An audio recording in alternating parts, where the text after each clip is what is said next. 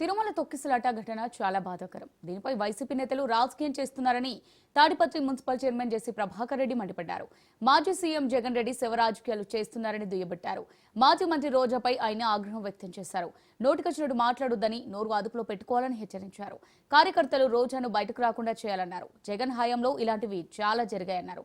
అప్పుడు బాధితులను పరామర్శించడానికి కూడా అవకాశం లేదని, నారా లోకేష్ యాత్రకు జగన్ ప్రభుత్వం ఎన్నో ఇబ్బందులు పెట్టిందని జేసీ ప్రభాకర్ రెడ్డి అన్నారు. ఈ తొక్కిసలాట్లు ఇవన్నీ ప్రతిసాట జరుగుతున్నాయి. ఎంతమంది పోలీసు ఉన్నా, ఎంత పకడ్బందీగా ఉన్నా కానీ జరుగుతాను. ఎందుకంటే మానవ తప్పిదం.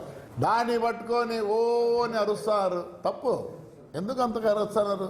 ఇప్పుడు ఏమైపోయిందంటే, అందుకే ఎవరో రాబంధువుల పార్టీ అని పెట్టినారు. కరెక్టే. ఇక్కడ ఏదైనా చనిపోయినా ఇమీడియట్ వాలేటివి ఎక్కడి నుంచి వచ్చాడు మాకే తెలియదు. అలా అయిపోయింది వీళ్ళ పరిస్థితి. జగన్మోహన్ రెడ్డి గారు ఆయన పవర్లో ఉన్నప్పుడు బోటు ప్రమాదం 39 మంది చనిపోతే ఆయన కనీసం ఆ రోజు అక్కడికి పోయినాడా?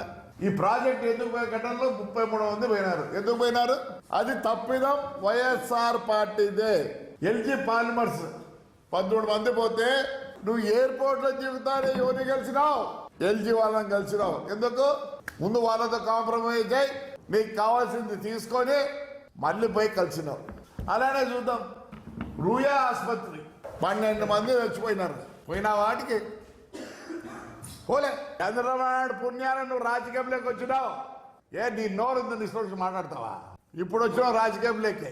మానుకో ఇష్టమైనట్టు మాట్లాడుతున్నావు. అందరినీ ఏమనుకుంటున్నావు నువ్వు? ప్రతిదానికి అని వస్తాను. నన్ను అడిగితే కార్యకర్తలారా వీళ్ళని బయటికి రానికూడదు. No question of YSR coming out from their houses. ప్రతి దానికి అదే రాబంధువులు అంటారు. ఈనాడు రాబంధువులు కూడా లేవు దేశంలో. వీళ్ళే మనకు